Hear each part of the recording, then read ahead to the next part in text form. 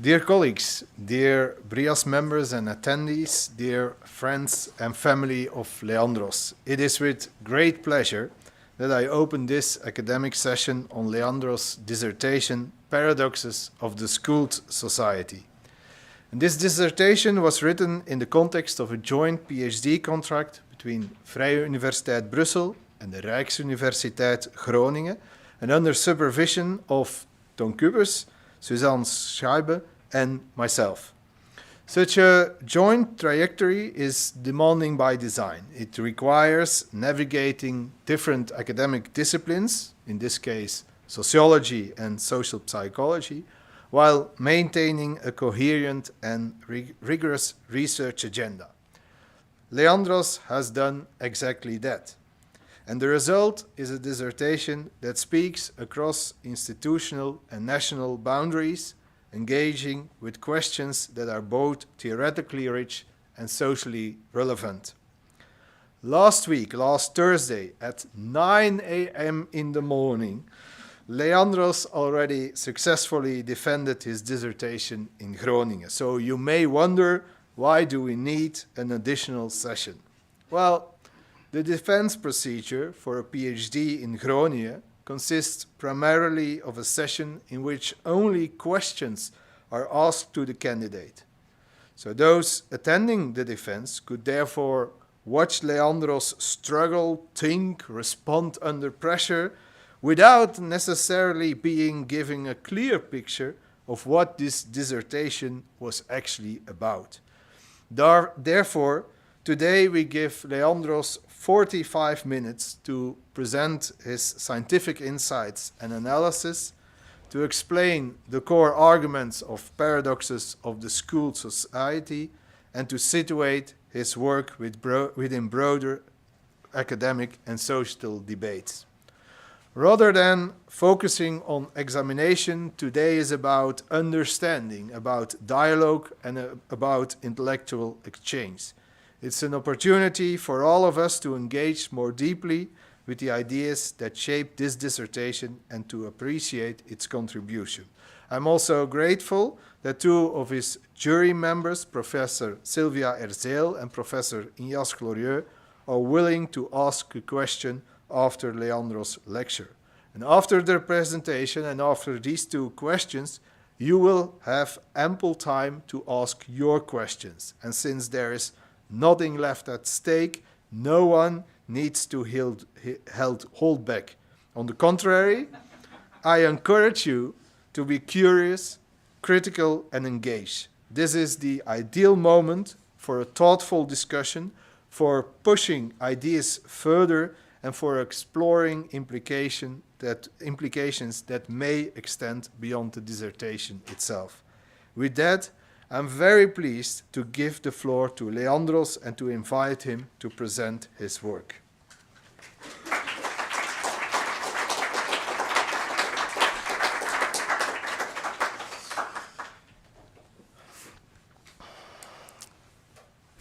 All right. Hi, everyone. Thank you all so much for being here. Like Bram said, last week I defended my dissertation in Groningen. But because the far north was a bit too far for many people to reach, I'm very grateful that I can present my dissertation here to my friends, colleagues, and family as well. So thank you, BrIAS, in advance. My dissertation is fundamentally about the role of schooling in contemporary societies. So schooling, the process in which society's children are educated within schools, has not always been as central and ubiquitous as it is today. In today's society, it plays a very fundamental role in the way that our lives are going, in the way that society is shaped, and connected to this in the way that inequalities exist in society. So three main points are central to my dissertation. First, schooling is an important institution. It shapes our lives. Secondly, it also shapes where we end up in society. It shapes where our life chances, how healthy we are, what we think.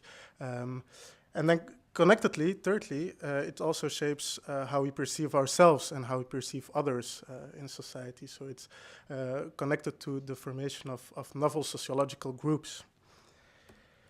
So first, I will give some explanation about why it is important, why schooling is an important institution to study. Then from there, I go to several problems with the way that sociologists or social scientists in general thought about schooling, and how this even led sometimes to paradoxes. And then I move on to the school society theory and how the school society theory tries to resolve these paradoxes by offering a novel perspective on the role of schooling in our society. Moving on to the institutional effects, the consequences of this institution, of the centrality of schooling regarding inequalities that are rooted in educational credentials. And then finally, the more group forming aspects of this trend. So why schooling? Why is schooling an important institution to study? Well, first, the world has seen a tremendous educational expansion. So especially in the 20th century, schools have expanded everywhere around the globe. To the point where you see that in the 19th century, still less than 1 in 5 people had followed some kind of basic education, to the point where almost 9 in 10 children have followed some kind of education, and not any kind of education, but the kind of education that happens in schools. So schools also have come to dominate education. They have become the only way to formally educate people. This is not only so generally, but it is also in each world region the case. So the similarities in the expansion of schooling over the past 70 years are striking. So in each world region, we see that people go to school for longer periods of time, and they do so longer than the previous generation. So each generation goes longer to school than their parents. And this trend keeps on going, and you see that this is in a quite parallel fashion in each world region. So it has become very difficult to imagine a world without schooling. We all went to school. Descriptively, but also normatively, we think of schools as something that are fundamentally important in our lives. We see it as something that is almost religious-like in its sacrality. And I have, oh, it jumped already.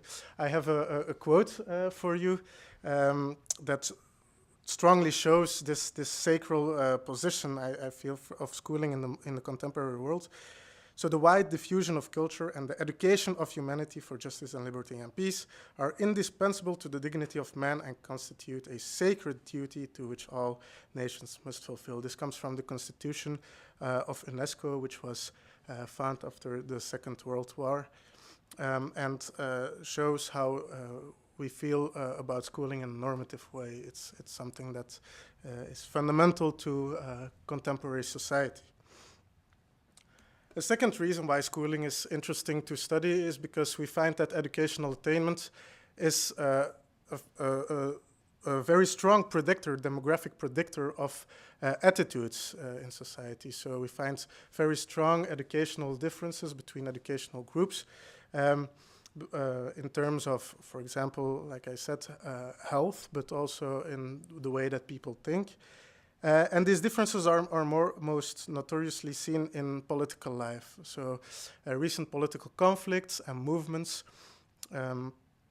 we found there that they are strongly shaped by educational attainment. For example, the election of Donald Trump, we saw that it were mainly people who didn't go to the university that voted for Donald Trump, while people who went to tertiary educational institutions, the higher educated, as we often call them, voted way less for Trump. The same holds for other aspects such as the Brexit or also the recent success of populist parties in Europe as well. At the same time, we also see that political involvement is strongly shaped by educational attainment, and that political elites are almost by definition higher educated. So especially in supranational institutions such as the EU, United Nations, and so on, we find that they are always higher educated. This is also the case for some more recent political movements that are mainly led by students who ask for change in society. So it's not only the case in European countries, for example, but we also find that students demand change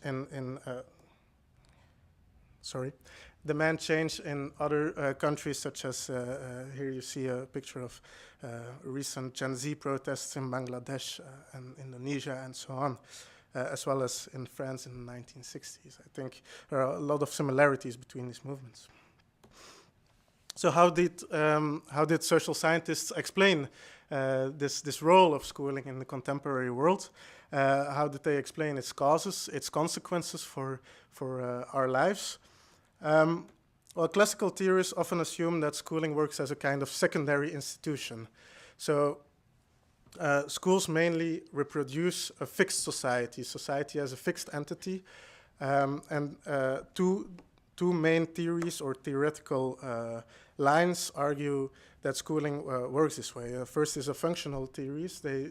That argue that schooling mainly instill values, knowledge, skills into people, into individuals. So they process individuals, and schools have consequences. They have effects on people because they have instilled these values and which makes people more prone to fit into increasingly complex society, to fit into the labor market, and so on. So functional theories assume that education works as human capital, and that it actually functions the way it is. Its school systems argue that they function, so to say. Conflict theories, on the other hand, argue that schooling is mainly just a big reproducer of existing inequalities. So people get mainly selected in schools. Schools do not have any real effects, but they are mainly there to veil existing inequalities and to reproduce them. So both theories, although they have a lot of value in them, they see schooling as a secondary institution, which is weird because we all think of schools as very important to our lives, and when people graduate, we say that they will be the leaders of the future and that they will change the world and society. So there is something very contradictory about the theory and the practice. So there are some problems with these theories. First, they fall short in explaining the full scope of the expansion of schooling and the effects of schooling. So why, for example, if schools only reproduce the existing structure, do we see the expansion of schooling in all countries worldwide that differ strongly in terms of their structure and culture? Why, if they instill values into people, why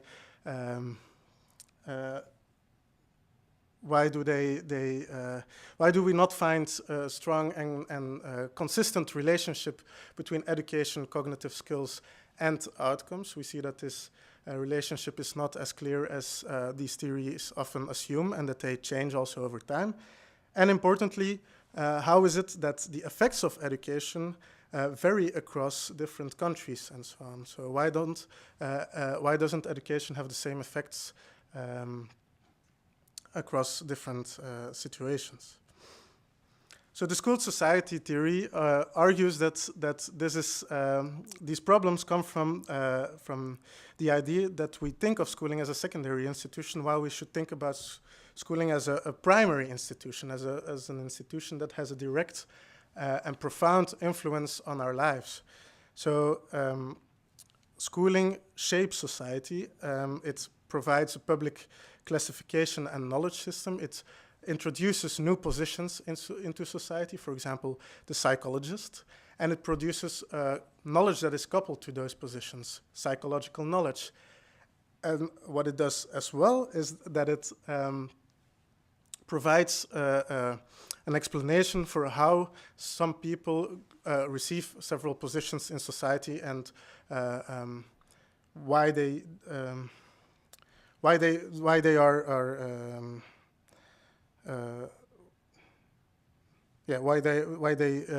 get in society where they are. My apologies. So I have a quote which strongly explains or demonstrates this way of thinking about schooling. Education, that is, not only creates economic knowledge, which must be taken into account by rational actors, it is also a structure helping to create the role of the economist, to justify economists' authority claims in society, and to define precisely who is an economist. Education thus creates not only psychiatry, but psychiatrists, not only modern management ideology, but MBAs. So it creates a system of public classification, new roles, new positions, and the according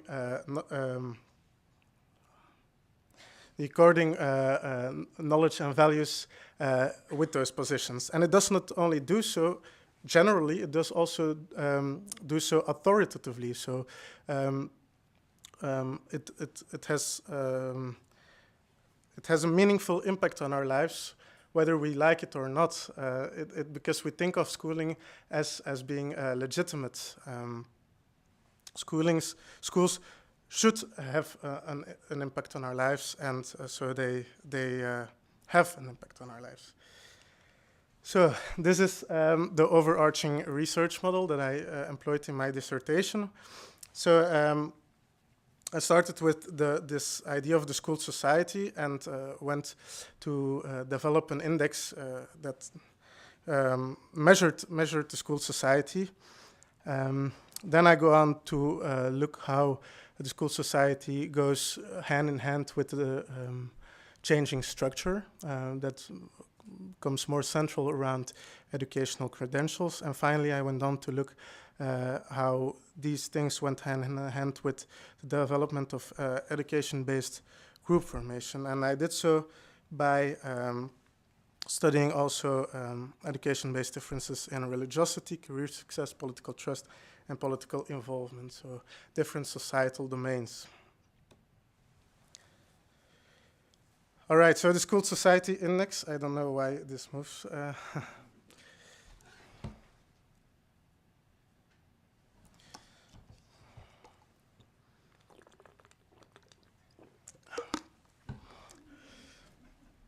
The School Society Index.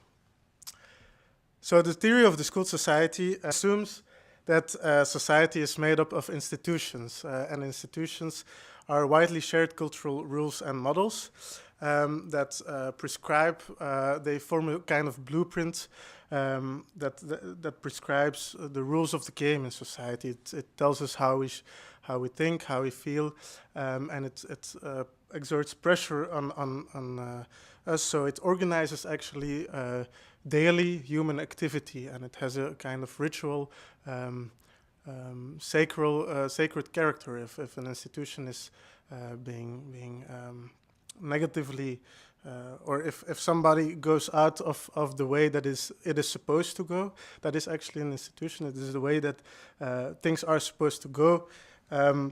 People get sanctioned, so it exerts a very real pressure on us. So some examples of institutions are religiosity is an institution, the family is an institution, money is an institution, and schools are institutions. And schooling is a central and authoritative institution in the modern world. So whatever we think about schools, they exert a pressure on us above and beyond these individual opinions. So I can think that schooling sucks and then I don't want to have anything to do with it. But I have to take into account the way that schooling works for my own life, because it will offer me opportunities and it will decide where I end up in life. From a very early age, people tell us this also. You have to go to school because then you can choose what job you want and so on. So another quote puts it really nicely. Everybody knows, and everybody knows that everybody else knows, that education rules modern society. And so the process of institutionalization is then the process in which an institution becomes increasingly central to society. And so schooling has not always been around. It has not always been the main form of education. Actually, there has been a lot of opposition against schooling throughout history. And so the first system of mass education, mass schooling, appeared in Europe in the early 19th century, where a lot of cultural changes, changing conceptions of time, about how we thought about children, how we thought about development, gave rise to this idea that schools should be provided and should act as a way of building a new society, to make new individuals for a new society. So it was a way to make often very ethno-diverse populations fit into this idea of the national society. It became a political project as well. Later then, the European empires started to install systems of schooling in their colonies, and they wanted to produce also good colonial citizens to work in the colonies and to occupy the highest positions there, and also be loyal to the empires. After the Second World War, however, when these countries started to become independent, they quickly installed systems of mass schooling as well. So after the Second World War, we see that this idea of schooling, the institution of schooling, diffuses around the world with the consolidation of world society, the globalization of it. Came also the idea that education is a fundamental human right, that every human should enjoy, regardless of their social background. Also, for nations to be taken seriously, they thought they had to install systems of mass schooling as a means of development. So another little piece of text which puts this ideology behind schooling very nicely. So everybody has the right to education. Education shall be free at the fundamental stages. It's fundamental. And education shall be generally available, but higher education shall be equally accessible to all on the basis of merit. So this idea of schooling and equal opportunities also installs the idea that people should be rewarded and should receive opportunities based on their merit and educational success. Hand in hand is with this is the idea that education is a basis of development. So if we neutrally select the best and the brightest of our country and we put them in the right positions of society, our collective will also develop. So this means that the higher educated, those who are successful in education, are also seen as those who are contributing most to the development of the collective. So the school society theory, this was coined by sociologist David Baker, actually argues it has three main propositions. So schooling is a primary institution. It has become a universal form of education. It contributes to the social construction of modern society, and it is authoritative. It has legitimate effects on us, on the way that we think and so on. Secondly, it's a global institution, so there are very strong transnational similarities in the expansion of schooling. In terms of curricula, we see that there is a lot of standardization in terms of testing, but also in terms of the categories that schooling produces. And this comes from a kind of world culture that is strongly embodied in supranational organizations such as UNESCO, the World Bank, who pressure countries to install and to expand their systems of education. And they sanction countries. They sanction them morally, but they also sanction them economically. They provide economic sanctions, and if a country puts in certain curricula or installs certain ways to organize their schooling. And finally, schooling is also a multidimensional institution. So you have the demographic expansion. People go to schools more often, and more people go to school. But there is also an ideological component to this. So this belief in equal opportunities, the belief in schooling as a basis of development. And this goes hand in hand with an allocational dimension as well. We believe that schools should produce differences, and that these differences and inequalities that produces are legitimate. However, this is all very nice, but this is a theory. So the school society is a theory, and it is a theory in need of an indicator. So what I did in my dissertation is develop an index that takes these factors into account, so that schooling is a primary, global, and multidimensional institution, because previous indicators either only focused on already very highly schooled societies, such as European countries. They mainly only included demographic aspects, the share of higher educated. They mainly relied on only one indicator. So what I did was collect multiple indicators, 11 indicators in 192 countries worldwide, and create a data set based on these multiple indicators that also cover the multiple dimensions of the school society. So the demographic aspect is covered by, for example, average years of schooling, literacy rate. Here you have it already.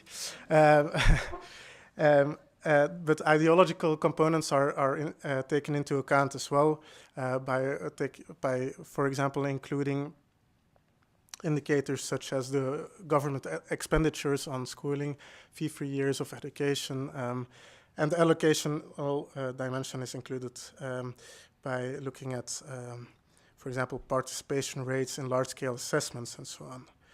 So this is the School Society Index. I indeed found that all these indicators have one underlying dimension globally, so we can talk about one global institution. However, if we want to know what the consequences of this institution are, we have to look at cross-national differences as well. And there are important cross-national differences within this global trend.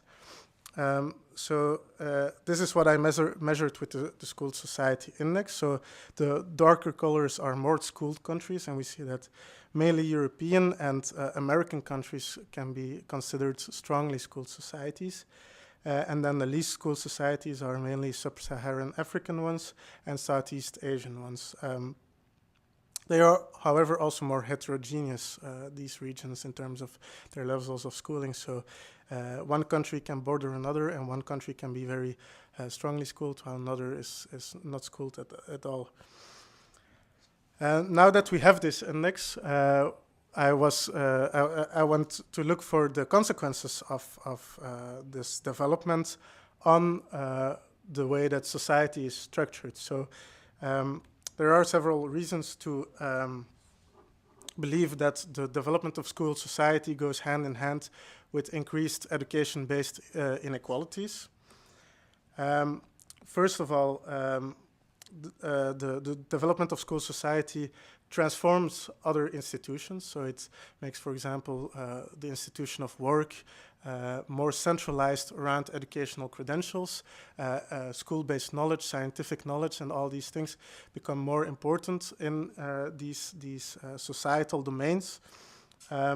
So in our daily lives, educational the diploma becomes more and more central. Secondly, it also institutionalizes the value of the diploma. So when schooling is more central, the diploma also holds more authority over us. We strongly believe that diploma reflects educational success and individual success, because we feel that, because we believe that schools select neutrally the most competent people and the most knowledgeable people. We believe that the educational degrees it produces are reflections of the competence and knowledge, and it says a lot about how we think about individual responsibility. Diploma is seen as an individual responsibility, and the status that comes with it is also seen as deserved. So the higher, it creates a status hierarchy in which the higher educated are seen as more competent, more deserving, and the least educated are seen as, they become more excluded and they are strongly stigmatized.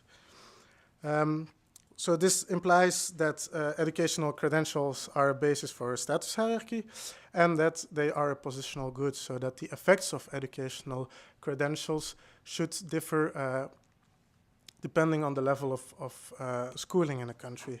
And so I studied this by looking at the way that the school society index influences the relationship between educational attainment and outcomes in different societal domains, the cultural ones, economic and political ones.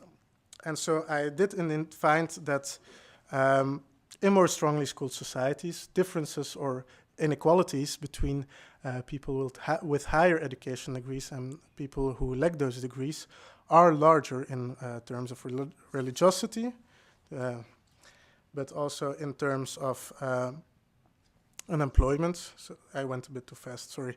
So here you see how it works for religiosity. The more right side of the image shows the most developed school societies, so the most strongly schooled societies, and there you see that the difference between the graphs are larger, and on the left are the least educated, and on the right are the highest educated. So in strongly schooled societies, the religiosity declines in general, but it declines even more so among the higher educated and less so for the less educated.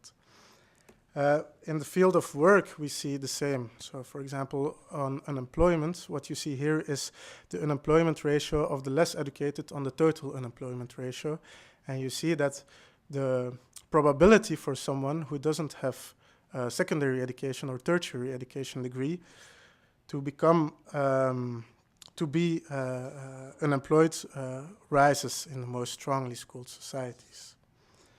For income, we see the same. So I had to get some images from the appendix because the left one shows the one that I showed in the dissertation in the main findings, but there I only included 44 countries.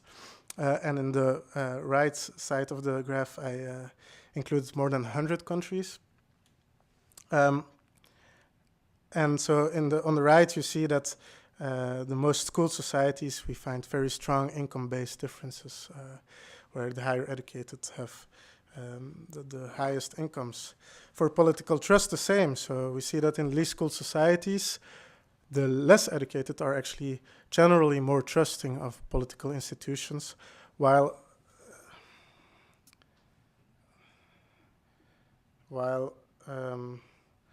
the higher educated are less politically trusting.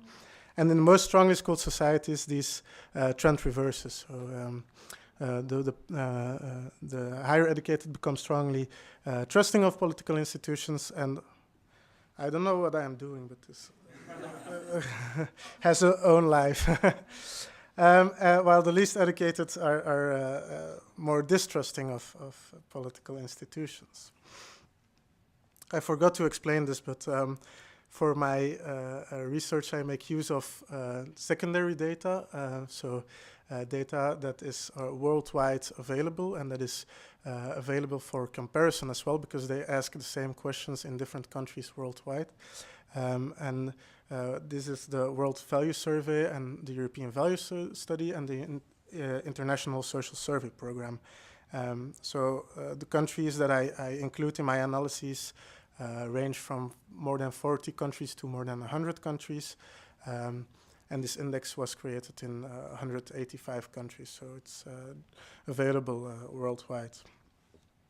So finally, the development of schooled society and education-based inequalities goes hand in hand with education-based group formation. So we have several reasons to believe that we don't only see descriptive differences between the less and the higher educated, but they start also to, they also become groups in a sociological sense, in the sense that they live more together, they speak more to each other, they become more homogeneous at an intra-group level. We often look at between group differences, but we should also look at within group similarities, so they start to look more alike. And in a subjective sense as well, so that people become aware of their place in society, start to see society in terms of these educational groups and in terms of differences and inequalities between these educational groups. So three arguments lead up to these propositions. First, in school society, educational categories start to become very homogeneous networks. They go to the same schools, to the same universities. They follow the same institutional pathways. But we also know that they often live together. They intermarry, and so on. So the contact between members of a category increases, while contact between categories. Different categories decreases. So, secondly, we know from social psychology theories that strong and salient differences go hand in hand with perceived differences. So, if several differences are reproduced each day, and for example, in politics, the higher educated are strongly overrepresented. So my apologies. People see differences from day to day. They also start to see the world more in terms of conflict between these groups. The fit between what they think about the world and what the world looks like increases for them. And finally, educational categories are also institutionalized. So the school system provides a content to these. This is what I explained about the way that the higher educated are seen as more competent and knowledgeable people, and the less educated are seen as they are also often portrayed as having less value in society. So I studied this by looking at the way that educational attainment structures opportunities for people, which then again affects several outcomes.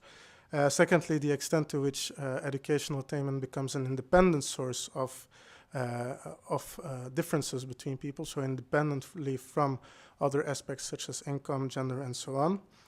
And finally, and this is important, in the political field, I looked at how education goes hand in hand with not only differences between people, but also with their similarities at the intra-group level. And here are again some examples of what we found. So in this graph, you see the effect of education on several work outcomes: job satisfaction, work meaningfulness, and personal income. And the light gray area is the extent to which this is explained by perceived opportunities. So, for example, job satisfaction is almost entirely explained by people's opportunities or their perception of their opportunities in the field of work. And this, didn't show this in the slide, but this is also increasingly so the case in more strongly schooled societies. Then moving on to the autonomy of the education effect, my colleague Jochem van Noort already found that in more strongly schooled societies, education has a more autonomous effect, independent from income and gender and ethnicity, on social status. I reproduced this in the dissertation on political involvement as well. We found this here as well. And here I show an example of how this works with political trust. So in most strongly schooled societies, which are right below, you see that political trust is nicely divided between those who have higher education degrees and those who don't have higher education degrees, independently from sector of employment. While in the least schooled societies, which is the left upper figure, you see a strong difference in terms of sector of employment. So there, the group of higher educated is more heterogeneous based on their sector of occupation. Which brings me to the final point, and that is the importance of studying within group similarities. And there you see that,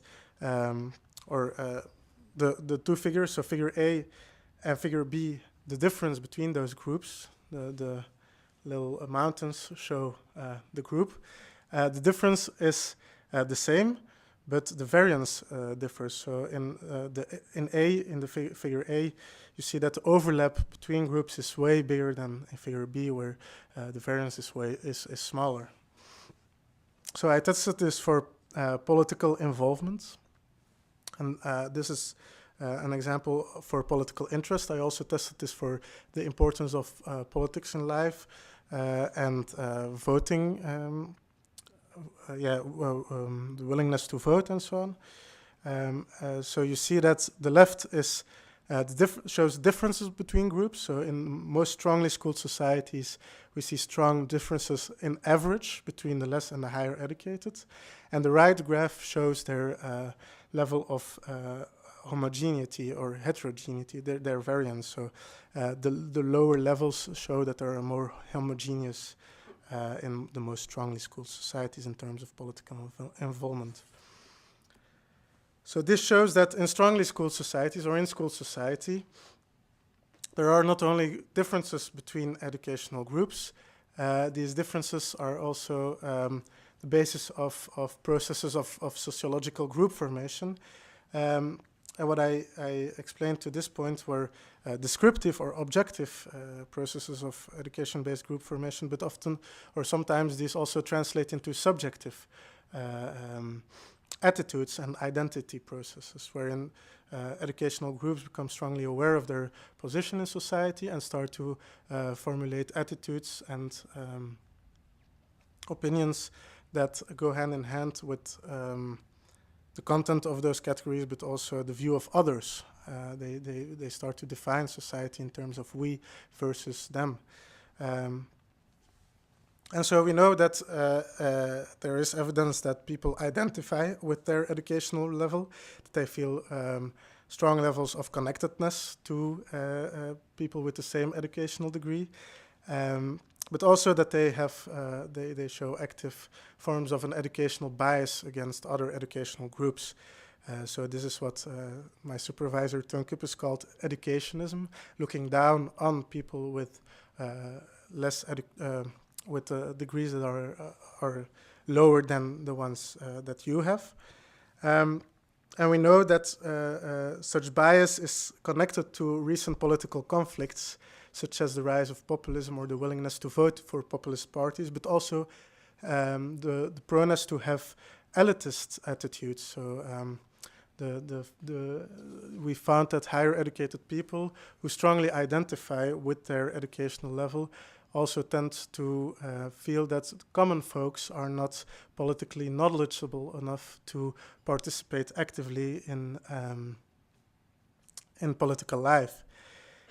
And so in its most extreme form, in Spain, some researchers found that this also has effects on dehumanization and perceived voting rights. So you had a group of higher educated that saw less educated people as less evolved, less human, and thought, and this was connected to their the idea that they shouldn't be able to vote.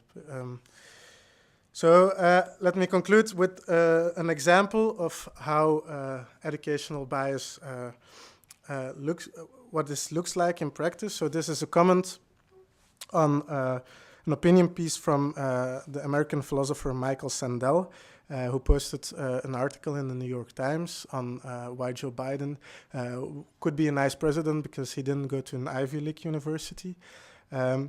I don't want uneducated people running the country making complex decisions. If you refuse to put in the effort to better yourself using whatever means necessary, you should be content with your place in life. If you put in the requisite effort, you deserve the rewards that come with it.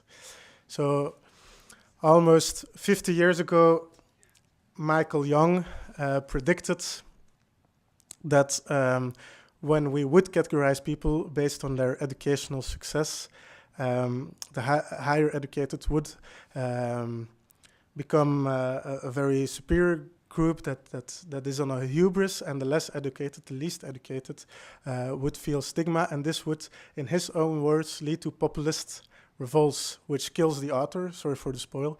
But he predicted that this would happen in 2034, and we're now 25, and I think that the processes that of the school society might entail its own contradictions, in which populist parties now become increasingly successful and often start explicitly to target the dominance of schooling in the contemporary world.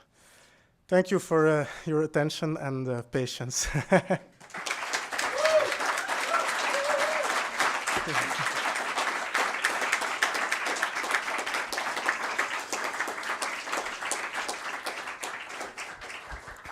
Thank you, Dr. Dros, for your clear presentation of your amazing dissertation.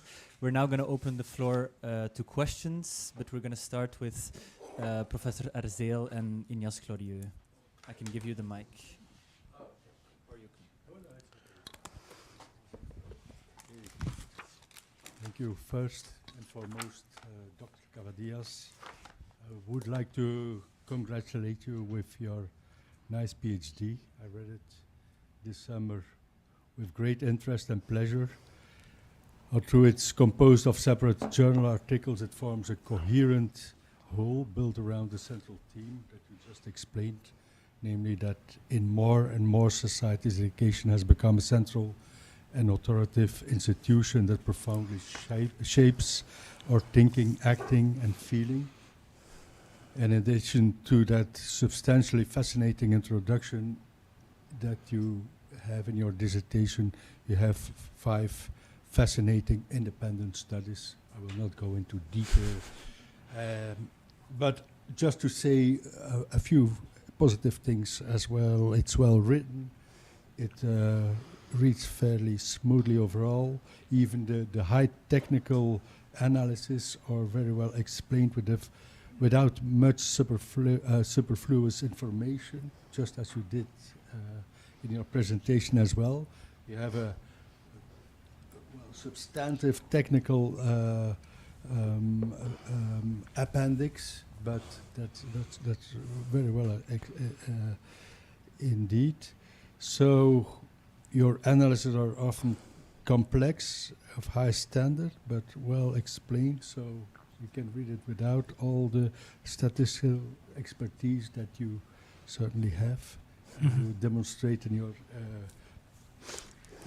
not only in your thesis, but as well in your presentation. But of course, I'm not here only to praise you, to praise your work. I also have a number of reservations and questions in your thesis. Well, reservations, mainly questions. We already had a defense last week.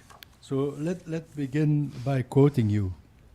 You state that research has indeed shown that the wage gap between the higher and less educated has widened over the years beyond what would be expected on basis of the economic and technical factors.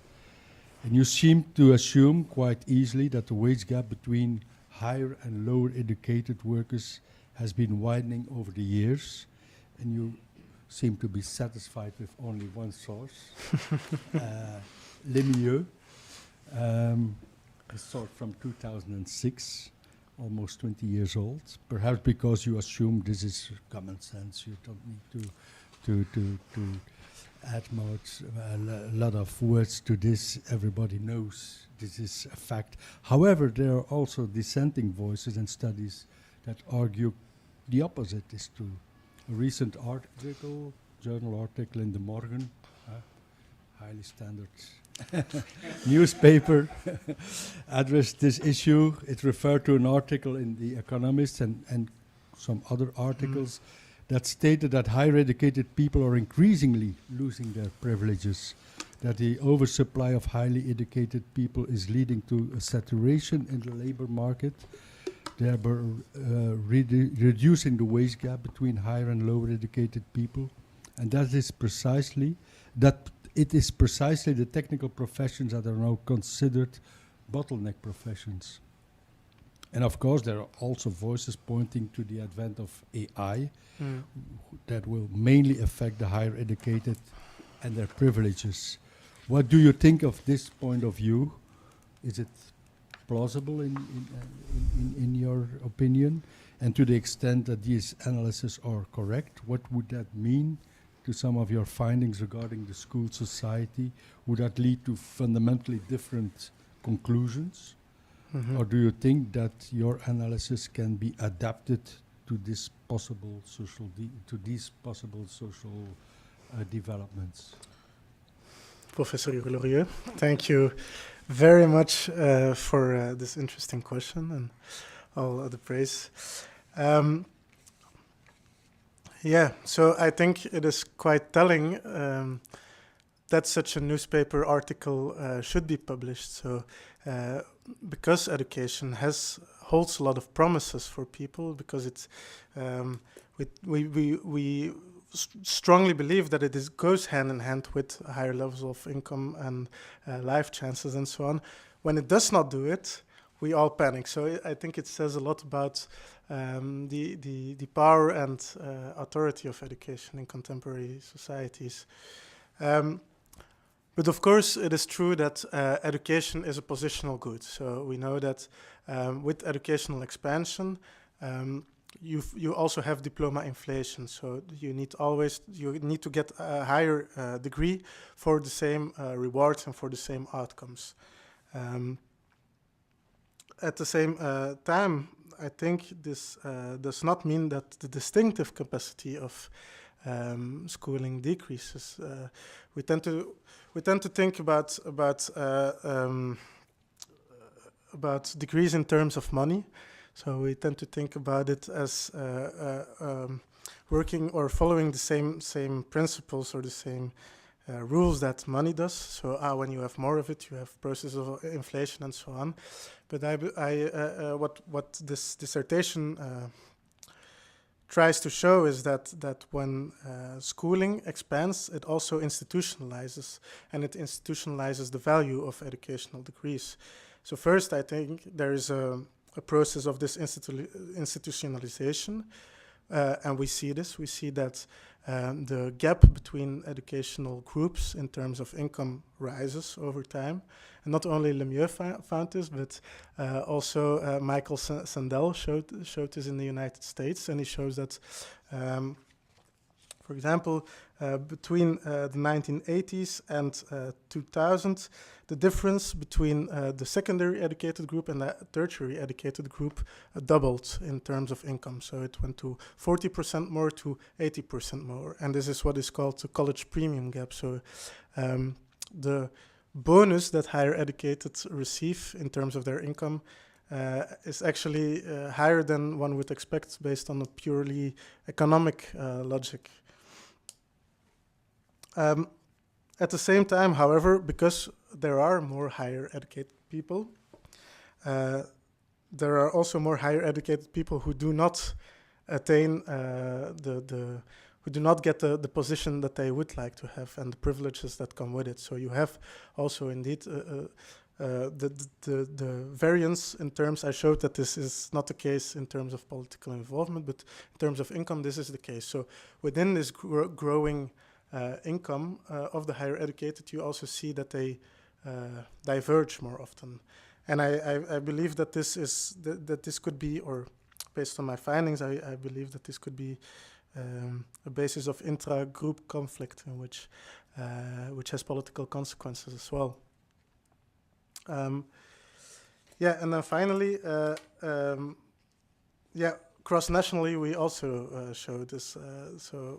In one study, I didn't find it. So when I looked at only 44 countries, I didn't find it because these were mainly strongly schooled societies. But when you looked at the whole globe, and this is, I think, the importance of doing global analysis, you see that some countries fundamentally differ from each other. And you see that in some countries, these educational credentials do not matter at all for people, or at least not as fundamentally as they do in countries such as Belgium, where I think the differences are quite big. And then, yeah, income is also only one aspect of life chances and economic capital. You also have economic stability, insecurity. What happens to public goods? Where to whom do they go? So it's not only important to look at what happens to the higher educated, but what happens to the less educated as well. And there we see that they do become more homogeneous in their economically precarious situation. And then, yeah, about AI, this is an interesting trend, I think. It is possible that this could somewhat undermine the status of the higher educated. At the same time, I think in a situation where you would see the status of the higher educated being really threatened, that only then the party begins, that only then people will start to openly express or openly start to try to defend the position that they have, and that there would start to an open conflict would start to develop, where the higher educated are, they become politically, they would become politically unsatisfied, and I think this would trigger new political movements and so on. And this is, I think, what is happening in some countries in the global south, where you see lots of students. So many countries in the global south recently had a huge expansion of their educational system over the past 30 years. And there you see that these newly produced citizens, new students, are very politically active. They are not really content, because they're promised a certain status and a certain position. But these societies are not yet adapted to this. Yeah.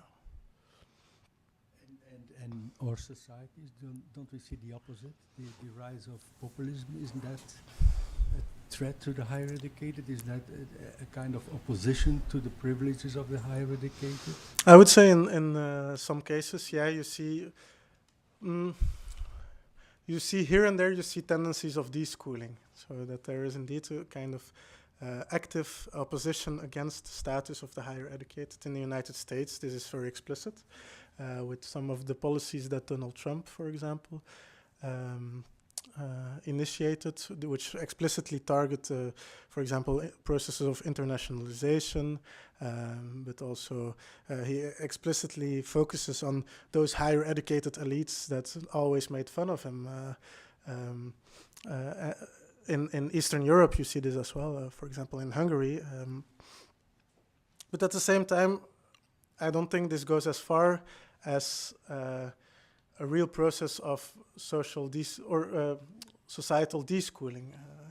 I think you might call this an opposition, but not yet a full-on conflict, in the sense that, people get mad.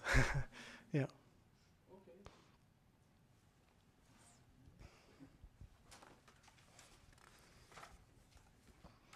All right. So, dear Leandros, dear Dr. Kavadias, I also want to start by congratulating you on this outstanding work. I think the thesis is on all grounds of very high quality and is also a pleasure to read. I think I'm going to repeat a couple of the arguments of my colleague, but the theoretical arguments are carefully developed and considered. The thesis brings, obviously, a lot of methodological innovation through the School Society Index, and the empirical data are collected and analyzed with the greatest skill and transparency. So exactly documented in more than 100 pages of supplementary materials, which kind of became the running joke last week in Groningen. So the work is highly ambitious, although you present it with the greatest modesty. And also the fact that almost all of the articles are published in top journals is really also the cherry on the top of an already excellent thesis. So. Thanks. My biggest congratulations to you and your supervisors. My question is also going to be the same as last week, and it concerns the role of gender in the school society. So you argue that the school society is an institution that interacts with other societal institutions, and I would like to invite you to reflect on how the school society interacts then with the gendered society or the patriarchal society, especially in the political domain. So let me explain what I mean by this. So You argue that in a strongly schooled society, educational credentials are institutionalized as reflections of merit and competence and function as de facto prerequisites for democratic participation. So those who are highly educated benefit from this system. They are granted superior status and access to political power. However, when I look at this through a gender lens, I would say that this process does operate differently for men and women. First, women are historically underrepresented in politics. And although women in politics are often highly educated, it would be a stretch to say that their educational credentials have given them the same kind of access to political power as they do for men. And second, I think this is the case because merit, competence, and status associated with educational credentials have not been institutionalized perhaps in the same way for men and women. In a gendered society, men and women with similar degrees, similar diplomas, are not ascribed the same competences. So women in politics, for instance, are often more overqualified. They present higher degrees and need to kind of compensate for their gender by presenting higher educational credentials in politics to gain the same status and access to political power. Another example is the backlash against gender quotas. So gender quotas have been adopted across the globe. But they are often politically and publicly contested as instruments that bring, so to speak, incompetent women into politics at the expense of so-called competent men, although there is no evidence that supports this claim. So the link between educational credentials, merit, competence, and status is, in my opinion, weaker for women than it is for men, at least in the political domain. So I have two questions. First, a very broad one. Do you agree with this analysis on the gendered school society?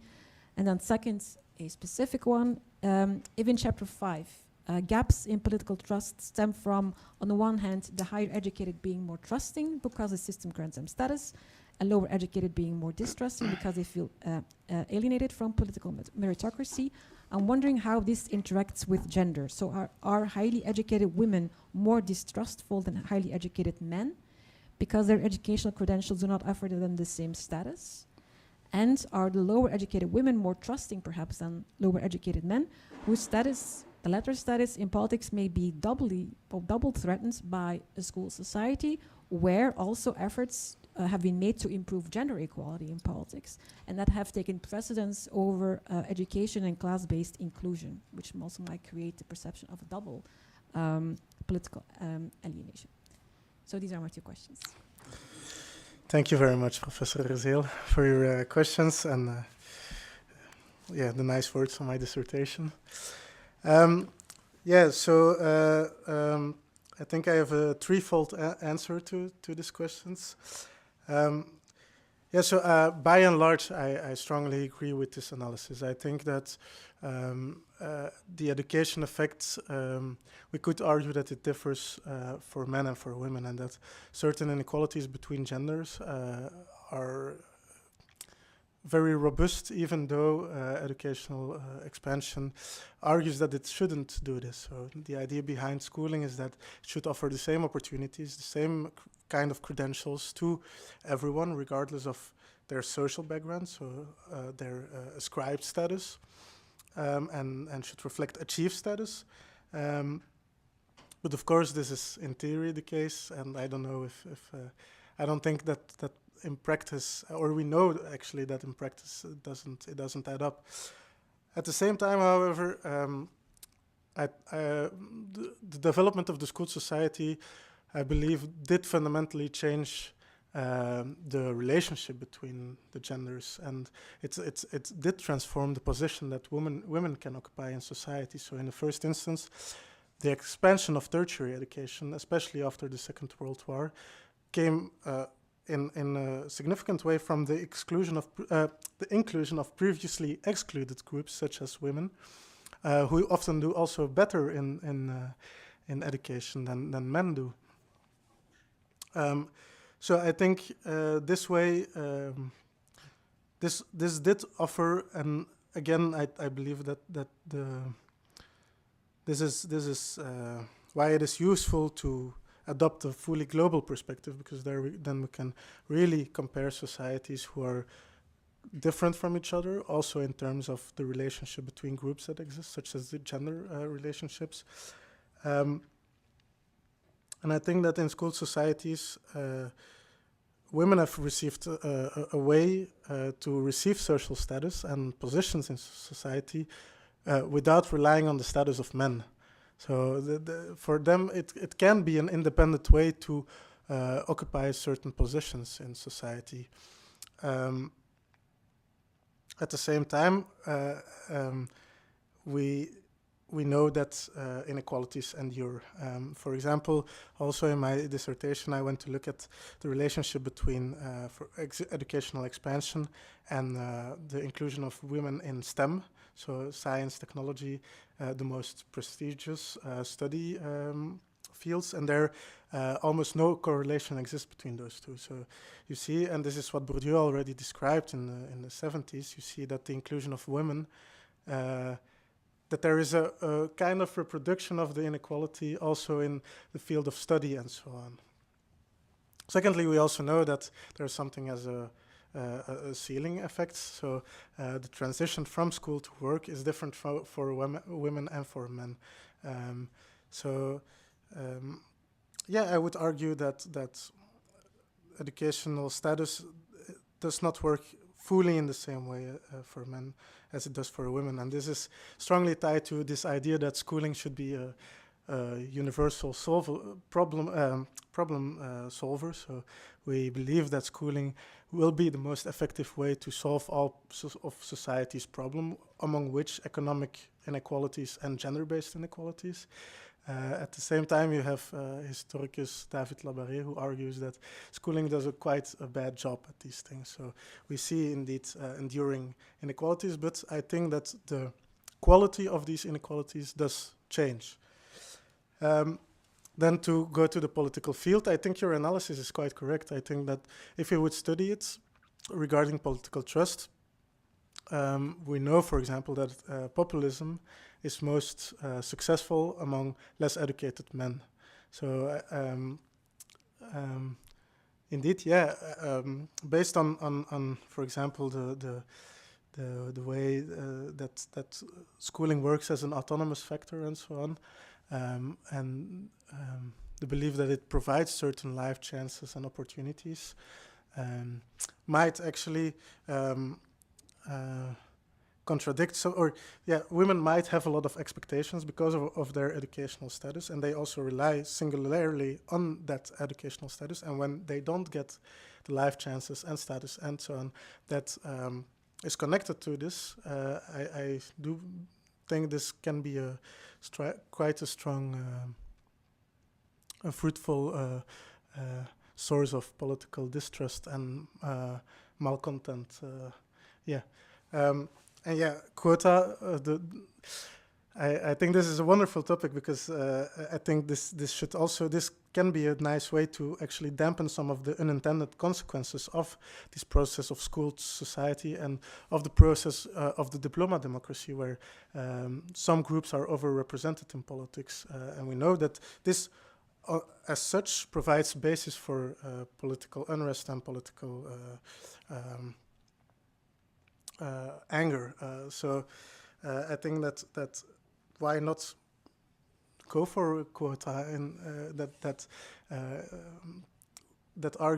quota that the English word decides that as much less educated will be in politics and as much gender or women will be in politics as men. The meritocratic ideals are always used as a counter argument against quota. Then we are not selecting the most competent people and so on.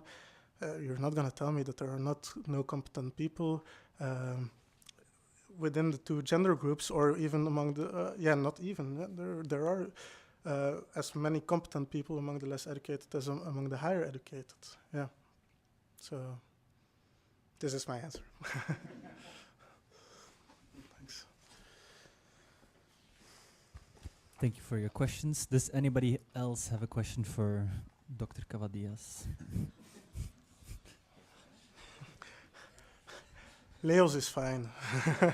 Dr. Leos. I did not have the chance yet to read the book, but I think, I mean, it feels very good to have at least a PhD with a macro vision that is not starting on one micro case and then trying to generalize. I mean, this is really stuff that is speaking about humanity, and I really like that kind of approach. So I'm really eager to read it, really. But my question is, in the schemes and in the presentation, in the relationship between schooling and society, society is identified with the nation state. That is, and within that conception there is also, which is of course one of the mythology, part of the mythology of the nation state, an identification between Gemeinschaft and Gesellschaft, as if the nation state is based on one community, which in Flanders, trying to build a nation state, this is official theory, socialization through door gemeenschapsvorming. Of course, what we know also is that globalization at least introduced two big changes. On the one hand, economy is bigger than society, has a larger scale and much of a continental scale. At the other hand, the majority of humanity now lives in cities. And a city is not a country. And so even the index, your index is built on national data. And if you compare Africa, China, with different colors in your final index, there is a big difference, of course, between cities and the rural areas. Now, okay, this is a bias, I think, with this identification of society, which is a bias. And one of my criticisms to social sciences in general, that is that they do not overcome that identification. But as an activist, I'm interested, of course, in the Brussels situation, where 80% of the population has a migration background, and where the 20% so-called natives have two socialization systems, two schooling systems to propose to the rest. And I don't think that at least is adapted socializing the society. So I think there is a disruption there between the institutional vision and the real sociology of society. And I'm really interested, as you could say, as an activist, in knowing your opinions. How should an urban education, and maybe Brussels is has the most diverse city of Europe, is a vanguard territorium in that sense. But I really think that many of the other cities have the same kind of multicultural, multi-communitarian basis, and that the schooling system is still not, let's say, relating to that intercultural reality and making intercultural programs. So what is your reflection about that bias, I think, which is a nationalistic bias? Yeah, thanks, Erik. I think you're right. I think this is,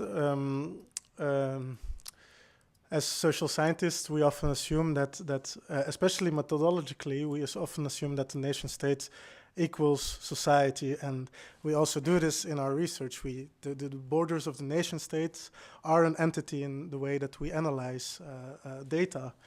So this is what Ulrich Beck called methodological nationalism. But I think this is strongly connected to the role of schooling in contemporary society, because it comes from the same process. So this neo-institutional theory on which school society theory is based argues actually that society is organized today at the world level. So we live in a kind of world society, and this is most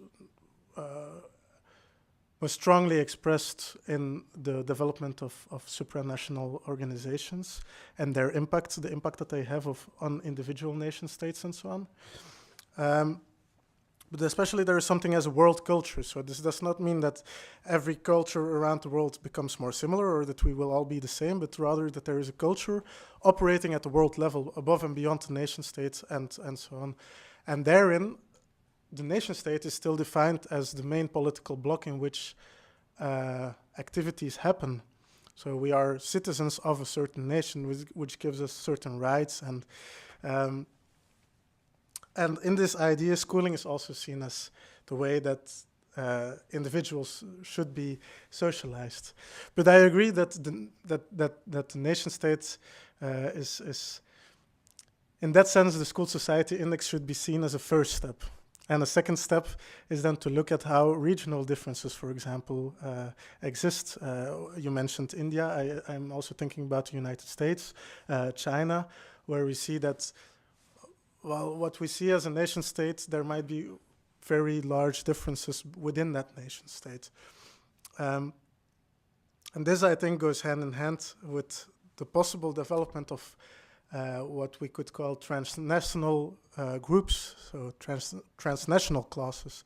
The same, and you mentioned the economy, but I think it's the same for schooling. So higher educated people are way more internationally oriented. They go more often to the outside of the nation states. They have more cosmopolitic attitudes and so on. And they come more often into context. So I think the processes I described here of group formation might actually happen at the supranational level. And of course, in Europe, this is maybe not the case because everything is built full, but in some countries, these differences will reflect differences between city and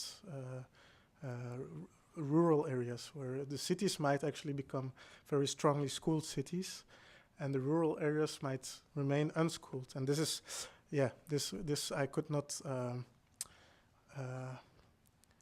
assess with the school society index, but I think it's a very important first step towards this kind of global sociology, because it already shows how societies, countries strongly differ from each other, even within a global trend, such as schooling.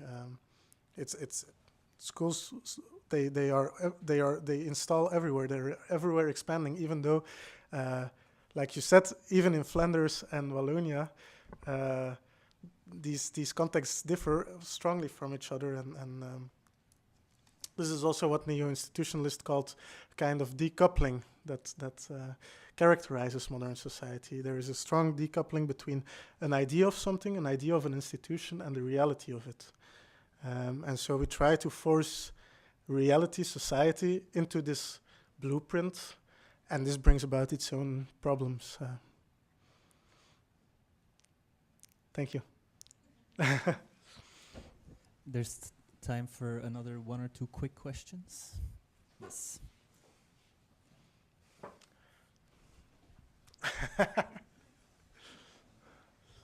All right, thanks a lot, Leandros, for the presentation. I snuck in a bit later, so I didn't get the full story, but I'm definitely going to read the book. I'm looking forward to a signed copy. I have a question regarding this mysterious category of the higher educated, because when you talk about the higher educated, that's a fairly diverse bunch of people. Yeah, it's art historians, molecular biologists, lawyers, engineers, people with an international relations degree. So it tends to be a fairly heterogeneous category. And I have to follow up with the comment of my old supervisor about this particular group and processes that take place within this particular group, most notably the process of credential inflation. Mm-hmm.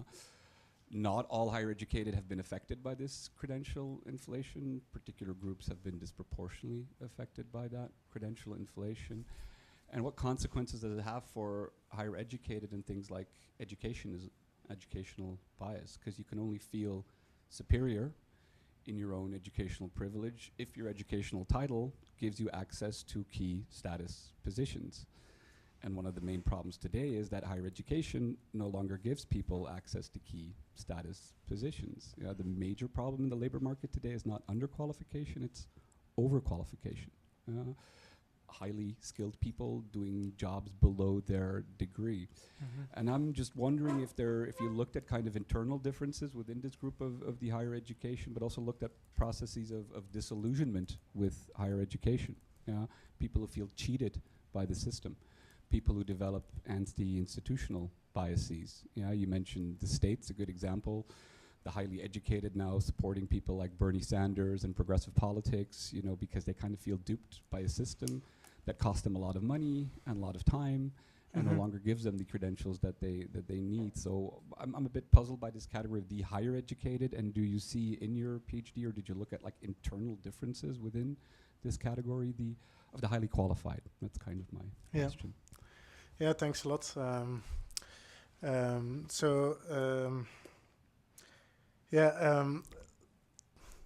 The expansion of schooling does indeed have these credential inflation effects, but at the same time, it also institutionalizes the value of the degree. So it creates a classification system that is very strongly delineated. It shows, it puts people into either a primary, secondary, or a tertiary educational category that has. And membership to that category is associated with certain privileges and status and so on. So yes, you have a kind of credential inflation, education as a relative good process, but at the same time you also have a process of institutionalization in which the educational degree goes from something that is not so important to take into account to something that is fundamental to take into account, especially for the opportunities you get in life and so on. And I feel that as higher educated people ourselves, we tend to focus on the differences within our own group, but often strongly forget how different we are from other groups. So we might differ on a lot of points, but the differences between us and, for example, less educated groups are still greater. And so in my final chapter, I specifically looked at the political fields, because I think there the education effect and the status processes that are connected to educational attainments play a most central role. There you see that in most strongly schooled societies, people from different educational levels, they diverge more at the between group level, but they start to look more alike at the within group level. In terms of income, among the higher educated, I think generally you see an increase, but at the same time you see that there are more higher educated people who also do not make it. I think this can be a nice basis of political conflict, or no, political movements and so on. So people who feel entitled and who do not get what they are entitled to tend to get very angry and tend to shout very strongly in public life. And I think, especially when the status of the higher educated is threatened, these processes will start to play a role. And with this is also connected to your question about educationism. My idea would be that the higher educated who are least sure of their position in society would be the ones who hold most prejudices, who feel the most need to defend their status explicitly, because those who have the status, institutions do the job. So I think that's an answer. Yeah. Thanks. Then I think we can ask more questions later during the reception. I will now give the word to Toon. Yeah, thank you.